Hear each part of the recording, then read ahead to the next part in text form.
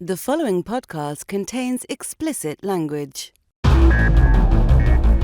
You're listening to the Cinematography podcast presented by Hot Rod Cameras, a program about the art, craft, and philosophy of the moving image and the people who make it happen. Coming to you from the world headquarters of Hot Rod Cameras in Hollywood, California, are your hosts, Ben Rock and Illya Friedman.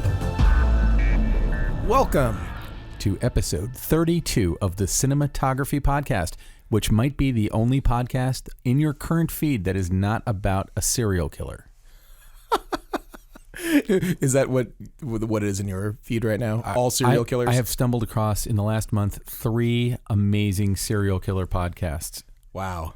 And I'm glued to all of them, but I was like, wait a minute, I remember when my listening habits included no serial killers.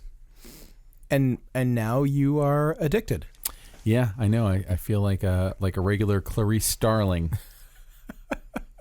Well, Ben, maybe you'll have to tell us about that in your short end. I might drop it. So let's get right to it because we have a kick-ass interview that you conducted. That's true. It's with Academy Award nominee Robbie Ryan. Academy Award winning. You know, the last time a nominee. Still, the awards haven't happened yet. Yeah. So And what was he nominated for? The Favorite. Awesome. That is a beautiful looking movie.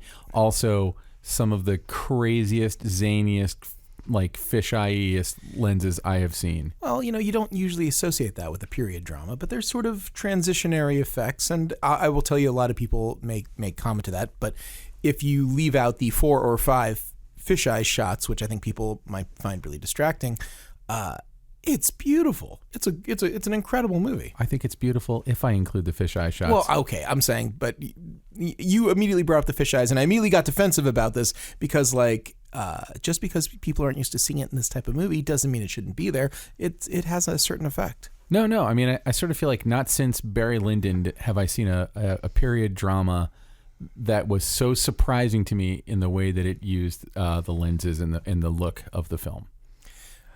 Here's our interview with Robbie Ryan. The Cinematography podcast interview. Hey, Robbie Ryan, thank you so much for being on the Cinematography podcast. Glad to be here. So, Robbie, I want you to take this the right way.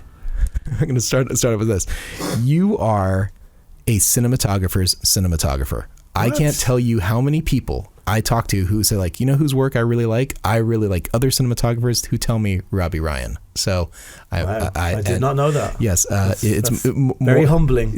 More than one. So wow. So no, it's really good. And I feel like you're at a really interesting spot in your career right now because I've kind of been tracking you for a while as I've been hearing who you are and the stuff that you've been doing. And I think you're kind of on a precipice. I think you're actually about to really fall off. No. Yeah, I think cliff edge. I'd like to think that you're actually your star is way on the rise. I'd say that you're coming up in this world. And let me ask you, this current movie, is this the largest budget movie you've worked on so far? I don't know most of the time I don't get told what the budgets are, so I kind of I only know when there's no money. So yeah, I think that's easy to I see. think this film probably it wasn't a very big budget film. Actually, no, it was not a lot of money if I remember, because they were really kind of saying they didn't have enough here or there. You had Emma Stone. You had some. I know, but a lot of actors nowadays, they do the films that they want to do, and they'll take their sort of pay cut to get in. And Yorgos's films, I think, kind of do attract actors to want to try and work with him. So it wasn't a lot of money, that film. I think I've worked on bigger. Okay. Well, I guess I color me wrong. And you see, it's ironic because it used to be the low budget films years ago have more money than the mid-sized films have now. Oh, that's really that's really true. The world's changing. I remember doing a horror film and we were thought we were low budget. It was 3.5 million back in 2004. That was low budget. I know, but no. To me now, I'm doing mid-sized films that are not a million miles away from. It's not dollars, that's pounds, euros. Anyway. I don't as I said, I don't really get privy to the budgets. I go, how much is this one then? And they're like, blah, blah, blah. But no, this one was definitely not the biggest.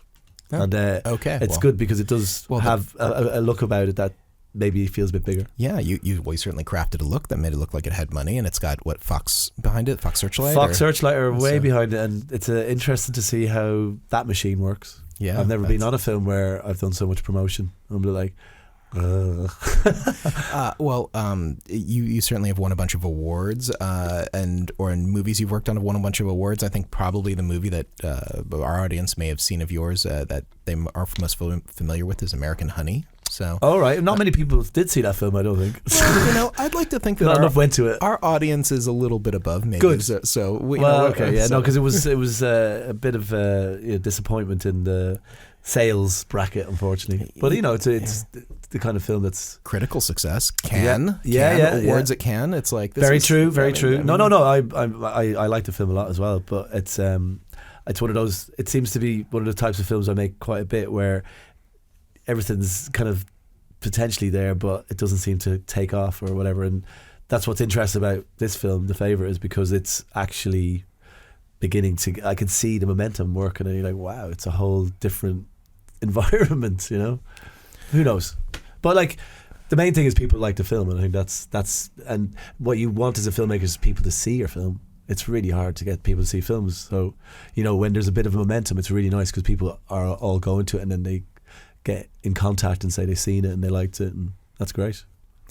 I think that's definitely the goal. I think every filmmaker out there says they just want their work to be seen, and it's wonderful they can make a buck at the same time too. But it is that's the business part of show business, which actually you can't have one without the other. There's some people who are good at it and they know how to do it, and then there's other people who are a bit more like they stumble along. I think I might be the latter.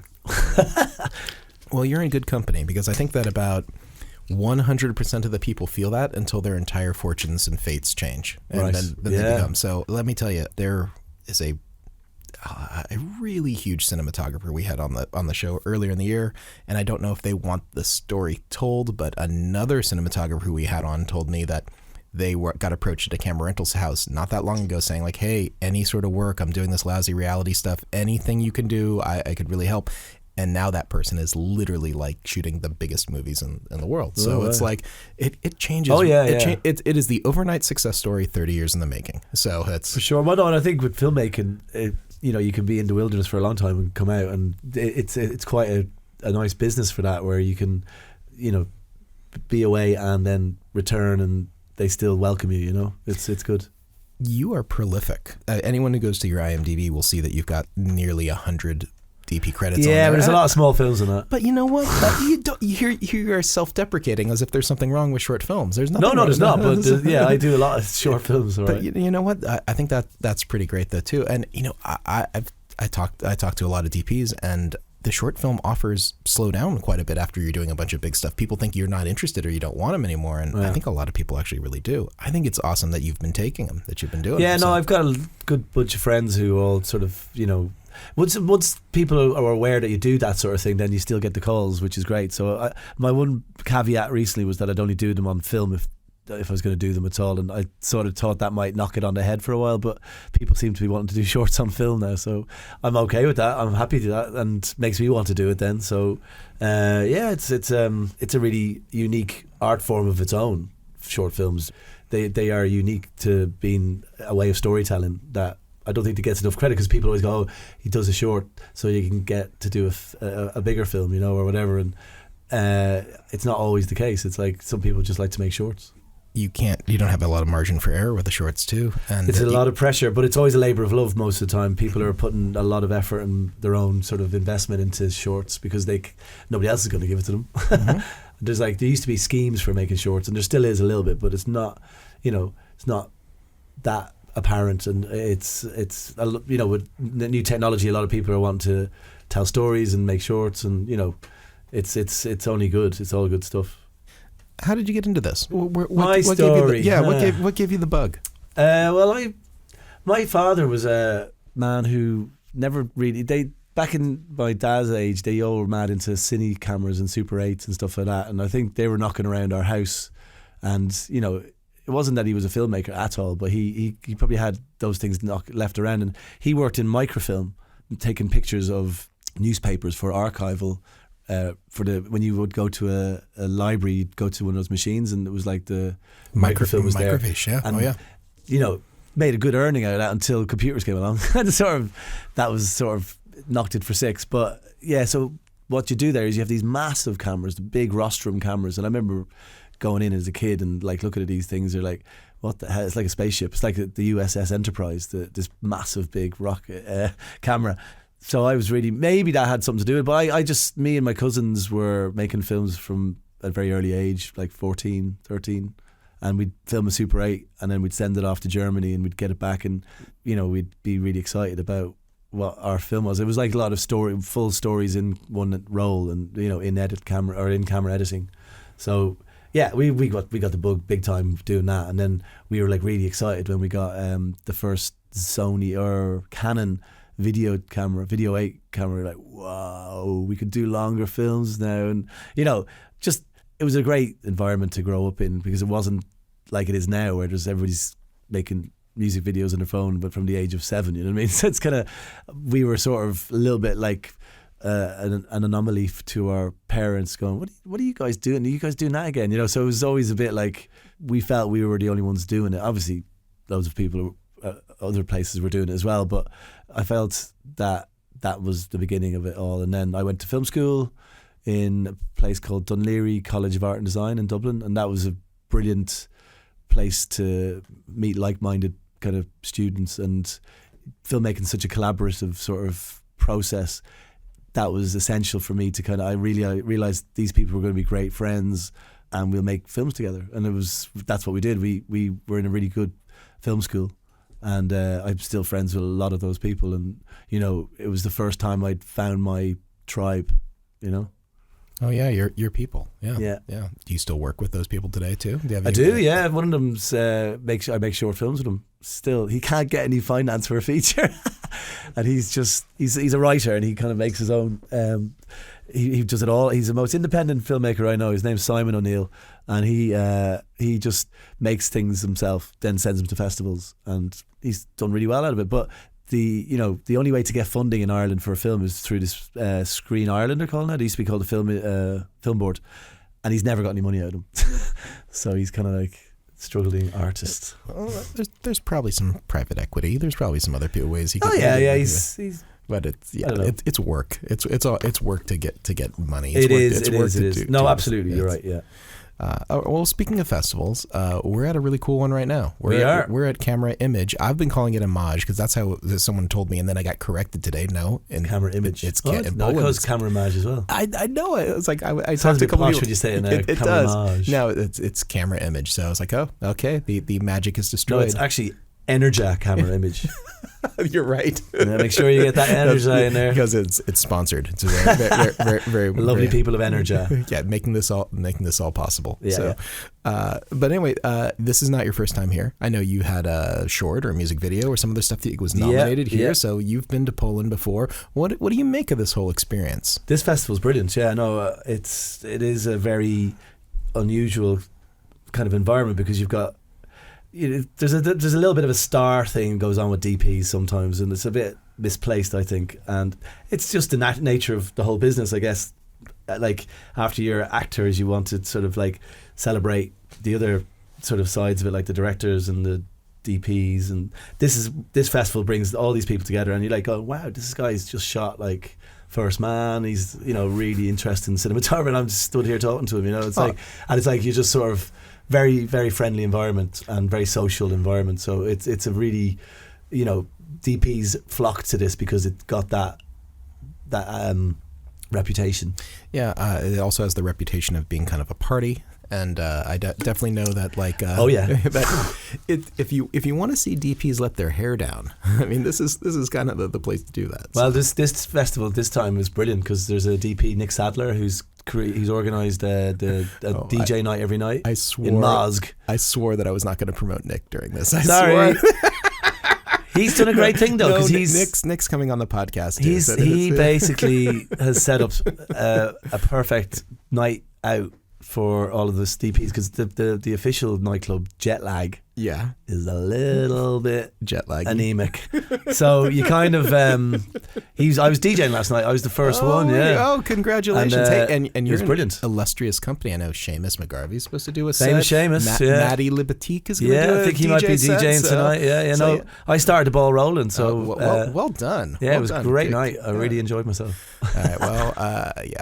Well, I'm supposed to be at something else tonight, but yesterday I had 2 hours of sleep, so there was no way I was going to let Nick convince me to get into any debauchery. But come back tonight then. Yeah, but might be tonight.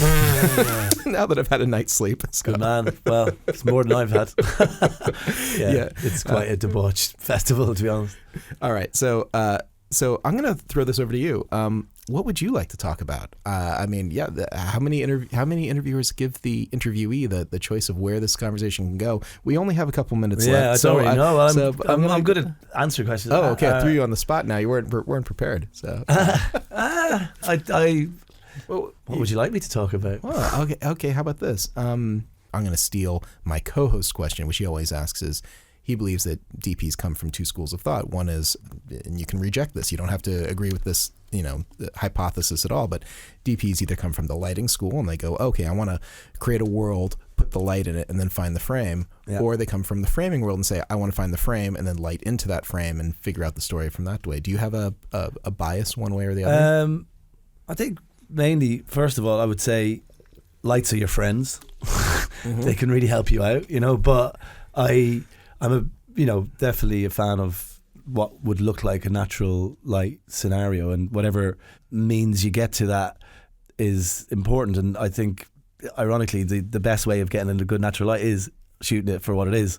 So I've kind of I suppose the look of something like The Favourite, people are like sort of surprised about it being, natural light. But the story there was Rachel Weisz is there. We did this walk around the location at the beginning of the film to sort of show the actors the environment, and she was walking around and she's going, oh yeah, this is lovely in here. How are you going to light it to Yorgos? And he goes, what are you talking about? It's lit. And she's like, oh, it's beautiful, isn't it? Yeah. It's like it's sort of like kind of just getting a mindset of not trying to use too much lights, and then you realise that by doing that you're actually instilling a look that is actually really great and honest. It's an honest thing. I think when you start lighting stuff a bit, it sometimes gets if it draws attention to itself, then it's maybe not doing the right thing. Yeah.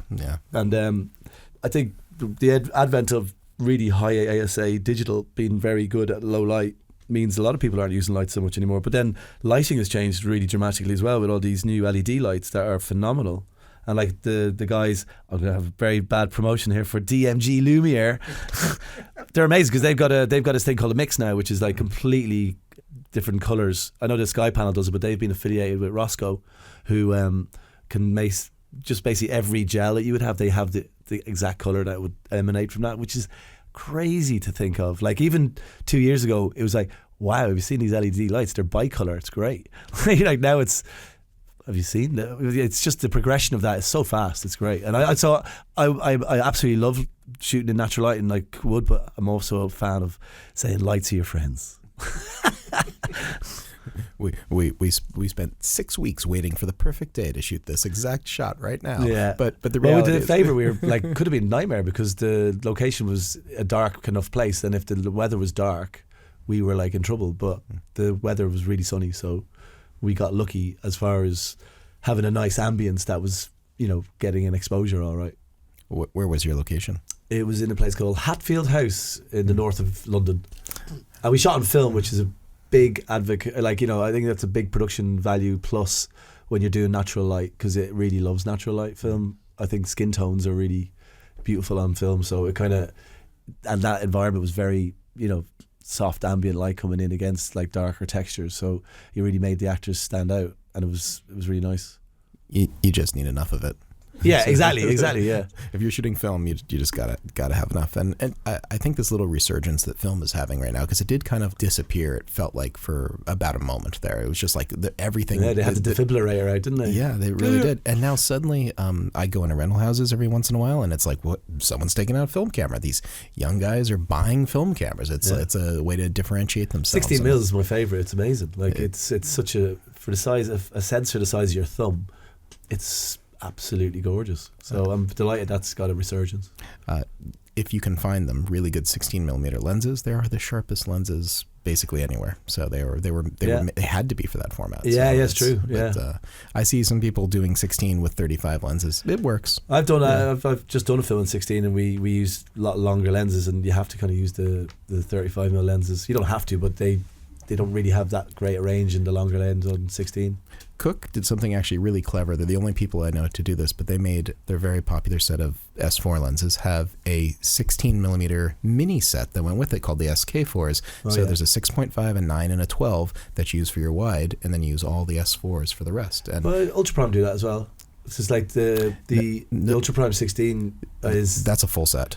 Well, it goes up to 25, but then they say the other Ultra Primes are the same lens. It's a really weird complication. No, but I know what you mean. Yeah. Oh, I guess you're right. So maybe it does stop at 25, but I thought there was a longer one. I thought there was a 50. There's a 50. There's a 50 on the Ultra Prime set as well. Yeah. But they say that 50 is the same as a 50, and you're like, no, there's no way. I don't get this. Anyway, so here we've lost all of our audience now getting into the tech stuff. But I got to say that I don't mind dipping in there a little bit when it's totally appropriate and it's part of our conversation. We're all a bit techie, so. When, it's good fun to be a bit techie. It is. All right, so where can people find you online? Do you do the Instagrams? Do you do the Twitters? Do you do any of that stuff? I don't do any social media. Do you have a reel up there? No, I do, but it's like from 2000, and it's, as somebody was telling me yesterday, they looked at it. It's got quick times on it that only play audio now. That's awesome. I love it. It's a cinematography website. It's only got audio files. You're in really good company. I was talking to Robert McLaughlin about this, and he's like, "Yeah, I don't think my reel's been updated in about 4 or 6 years or something like that. But yeah, you can find my old reel. It's on there." So I think reels are very important for trying to get work. So I'm kind of happy in a position where I think I've got enough people in a network that I can, they will come to me or somewhere. Like, I don't want to be presumptuous, but I find that the more you're hanging around in this business, the more people know about you. So that's right. That longevity is also a sign of success. And Robbie, I think that we're going to see a lot more from you real soon. Oh, well, I hope so, Illya. All right, Robbie Ryan, thank you so much for being on the show. Absolute pleasure. Thank you. And now, short ends. All right, so that was Robbie Ryan. Thank you so much for coming on the show, Robbie. Thanks, Robbie. And we do at some point have a fantastic war story from Robbie that's going to go up with our new compilation episode of War Stories. I can't wait. And the most importantly, Jason Wingrove can't wait for his war story that's like 17 years old to be 5 years. 5 years. Finally included. Hey, Ben, it's short end time. Awesome. So my short end, my pet obsession of the week is Blackmagic DaVinci Resolve. Whoa. Yes. So Blackmagic DaVinci Resolve, which used to be DaVinci, the gold standard in color correction. I remember paying in Orlando, Florida in the 90s. I want to say it was $3.50 an hour. Whoa. And that was with the intern driving for a DaVinci suite, but it would be Telecine and DaVinci, and I remember hearing the concepts of power windows and all this stuff. So Blackmagic, who's been releasing pretty awesome cameras and doing some interesting things for the last 5-6 years, they've owned DaVinci for a while. And then I remember hearing like 4 years ago that they were going to put a nonlinear editing system into it, and I downloaded a beta version of it and messed around with it. I'm like, nope.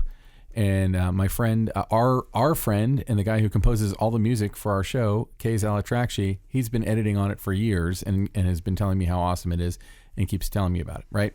So a mutual friend of ours, Brendan Davis, brought me on to edit a project that he is producing, and they had set everything. He's also a podcaster too. He is. He just finished up a podcast called Big Fish in the Middle Kingdom. He just did his last episode. Nice. And he has a new podcast that he told me about, so that might be happening soon. Anyway, total side note. Yeah. But Brendan brought me on, and the project had already been built in DaVinci Resolve. And I was like, okay, I'm going to give this a shot. Now, if you're one of those people in the world who has a personal computer, I don't know if any of our listeners do. Probably not.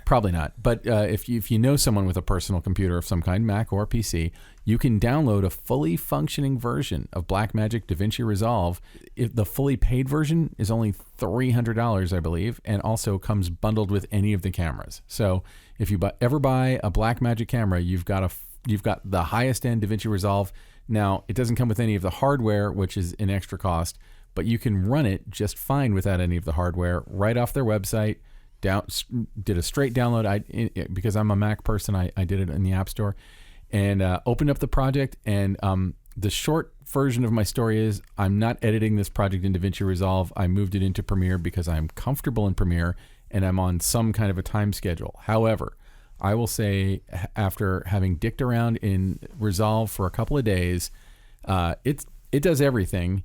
And I think if I knew someone who was starting out, if somebody had a brand new project that they were looking to edit or they were looking to get into it, download DaVinci Resolve for free. It will take your footage and you can use most of the same kinds of filters. It's got Fairlight, which was a competitor to Pro Tools that Blackmagic purchased, which is its own other story. But Fairlight is a fully functioning audio sweetening suite. Audio post suite, does everything. And then when you're done, you have like the top of the line color corrector right there being DaVinci Resolve, which is really what it's known for. Which means you don't have to take any of the stuff you've done and move it to another app and then come back to that to finish it or anything else. It's just right there. You're ready to go. Now, Premiere does that too. Premiere has great color correction now. It took them a while, but they got their Lumetri color correction panel and stuff, and it's pretty functional and it does amazing stuff. And granted, Audition is a separate program, and you could bring in into your audio sweetening in Audition.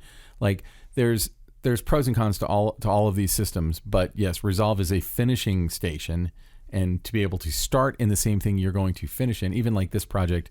I'm working on proxies because they shot it on the Alexa 65 at the full resolution, and they just gave me proxies to edit, which makes my life a little bit easier. And for everyone listening who doesn't know what a proxy is, it's a lightweight file. It's a small file. Yeah, so like you would know better, but what does the Arri Alexa 65 shoot at? What's the resolution? Oh my God.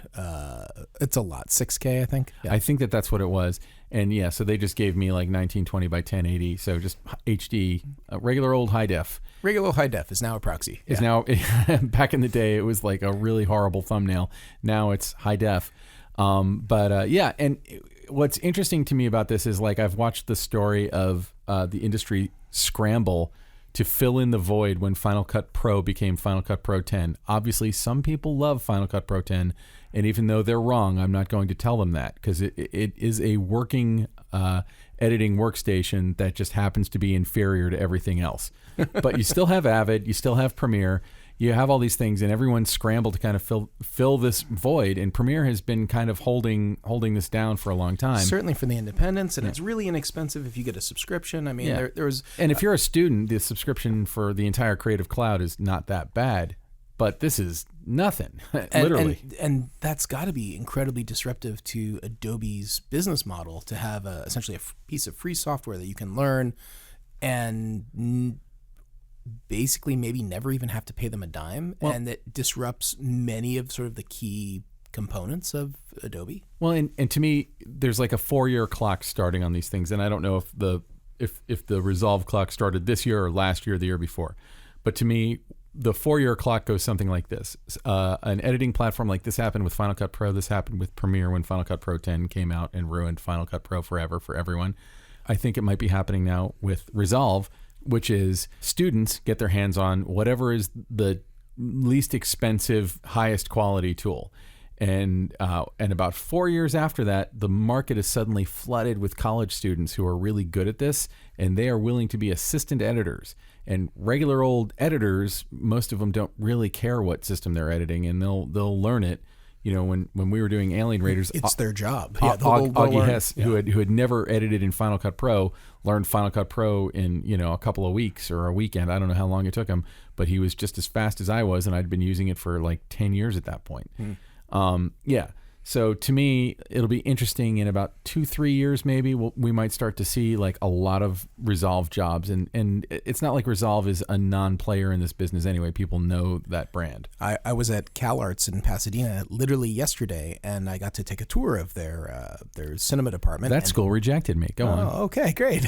Well, they knew something. Yeah, they sure did. They said, okay, no way, this guy. Keep this guy out of there. Keep this guy out. Not bad news. Bad news. Well, I'll tell you, I did meet some of the students that are there now, and they are starting to cut in DaVinci Resolve. That is actually something that's happening. The students are using it in that way, and I think that's probably what Blackmagic hoped. And I also think that, like, I don't understand how Blackmagic makes money doing this, because they're kind of giving away this thing that used to be like, the full version of it used to be like that much per hour just to get a suite, and you wouldn't own the suite per hour. Yeah. I don't know how they make money at this, but I do think one of the interesting things about this is the DP who I've worked with the most recently is a guy named George Foyt. He's a really great friend of mine. He shot all of 20 Seconds to Live. He shot a bunch of stuff that I've done. And George now is kind of a virtuoso of Resolve. And to me, for a lot of cinematographers, what that means is they get to kind of take control of the look of the image. If they know how to grade it and you go back to them to grade it, even if he's working on a job where he's not doing the grade, he can speak the language of whoever is doing the color correction, and he can author the image a little bit more specifically, which is, I think, something that got taken away from DPs for a while, when color became very important, but none of them would have owned their own frickin' bay. Times change. While I'm talking about NLEs that tried to fill the void, I want to throw out a crass word to Autodesk Smoke, which also tried to get into that world and kind of didn't really make a stir, because the NLE was about the same quality as, or lesser than, what we already had. And then it was $2,500. I think it might have been even $3,500.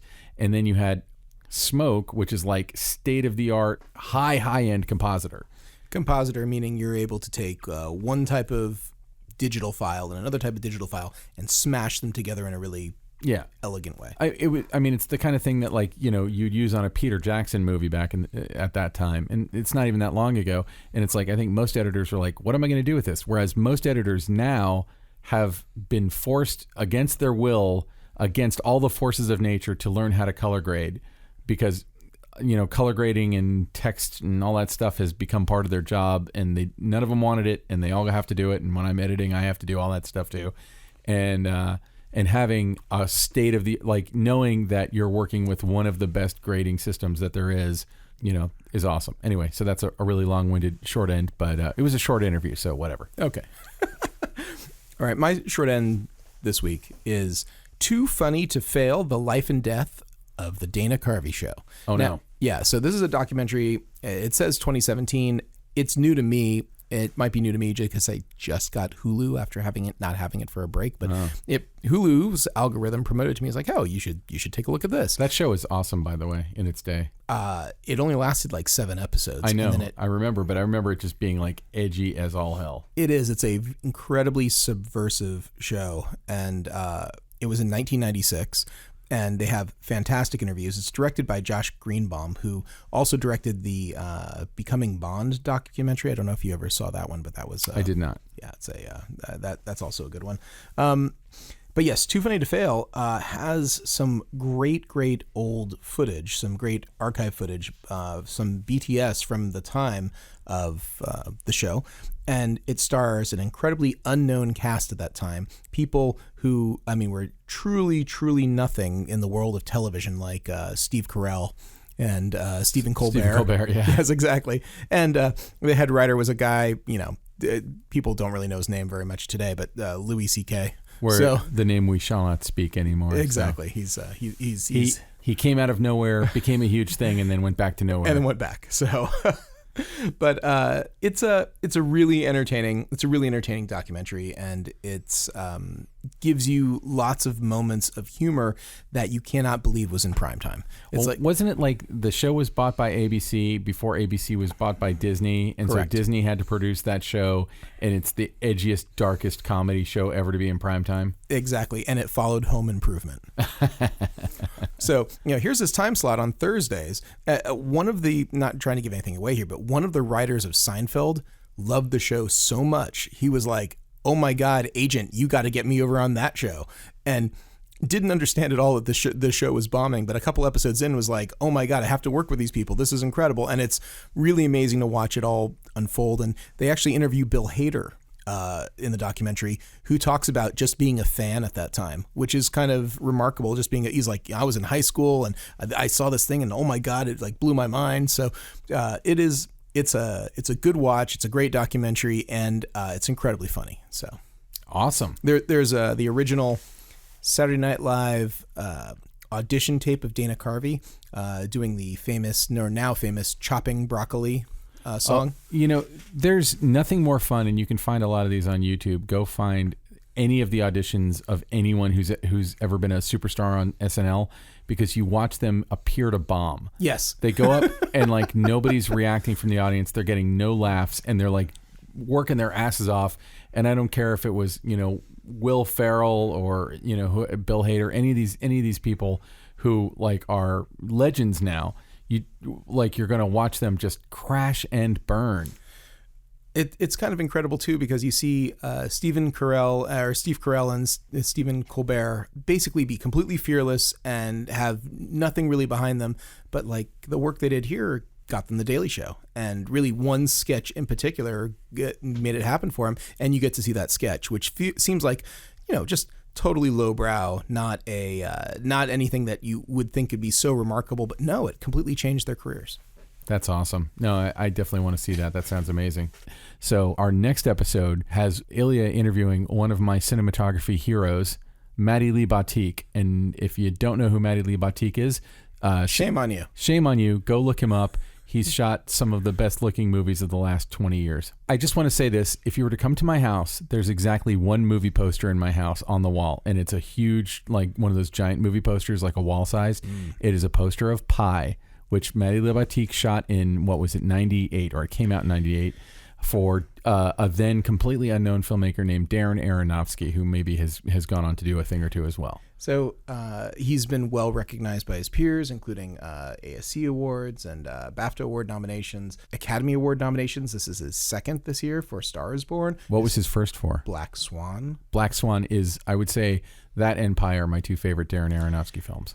They're both great. And he's done some great stuff for other people. Of course, Inside Man for Spike Lee. I love Inside Man. That is probably my favorite Spike Lee film.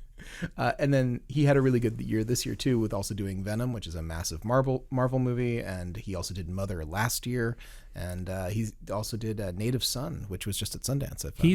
He's one of those cinematographers who I think bounces, I won't say effortlessly, because I don't know how much work he puts into probably this. Probably a shit ton of effort, actually. But he bounces back and forth from like relentlessly individualistic, beautiful, visionary, lower budget, often independent films to the biggest budget Marvel franchise films. Like he shot, I think, the first two Iron Man movies. Lee Batik is just, to me, he's in what is not the longest career in Hollywood. He has done more than most people will ever get to do. He's just he's awesome, and again, I'm jealous as all fuck that you got to interview him and I didn't. Well, he has been shooting since like the early mid '90s, that sort of time. So he's been around a while. He's been around a while, but like I think Pi and the stuff he did for Aronofsky blew him up, and then by the mid 2000s he was already working on really big stuff for the studios. He had already done a bunch of big stuff before I had become totally aware of him, but I will tell you the movie that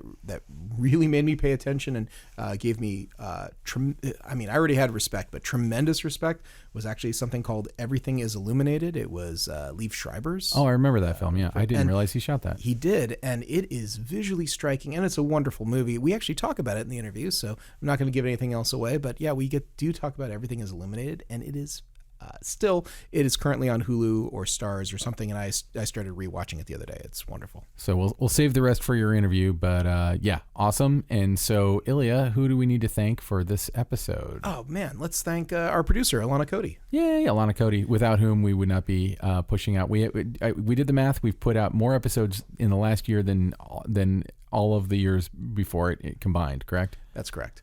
And we also need to thank our editor. So we're up to 2 episodes a year now. That's right. So we got to thank our editor, who is Ben Katz. We need to thank Is Al-Atractchi, who provided 100% of the music that you've just heard. That's right. You can find him at musicbyks.com. Go find him. Someone find him. You know, and just find it. Literally say anything to him. Just say like, I heard your music on the Cinematography podcast, and you're nice and you have good hair. Just, He does have good hair. He really does have quite a head of hair. Incredible. Hey Ben, where can people find you? You can find me at on Twitter is probably the easiest at Neptune Salad. I'm also on Instagram at Benjamin_Rock because Neptune Salad was already taken, and I wasn't sure at the time if this Instagram thing was going to really be a thing, so I took a really shitty handle. Or you can do what Phil Garrett did on Facebook. Ooh, Phil Garrett. Phil Garrett, who's a visiting assistant professor of film at Kenyon College in Ohio. Call him Professor Garrett. Professor Garrett. What Professor Garrett did was he just messaged me on Facebook and he said, "Hi Ben, just wanted to send a quick note. I happened across the Cinematography podcast. Nice work." So Phil sending that thank you, like that feeds my shriveled little man ego, and I can't thank you enough, Phil. And it gets me out of bed in the morning. That actually is like that. It fuels us both. We certainly don't do this podcast for the money. Definitely not. Because it costs us money. Because it has yet to but yeah, we really the fact that we're helping anyone learn anything means everything. So Illya, where can people find you? They can find me just like the fancy British lady says at Hot Rod Cameras, hotrodcameras.com. I'm also on the Instagrams and stuff with my name. There's not too many Illya Friedmans in the world, so good chance you'll find me.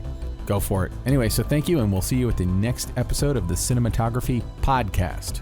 This has been the Cinematography Podcast, presented by Hot Rod Cameras. Find your next camera, lens, or accessory on the web at hotrodcameras.com. Don't forget to subscribe to our show on iTunes and connect with us on Facebook and Twitter. Thanks for listening.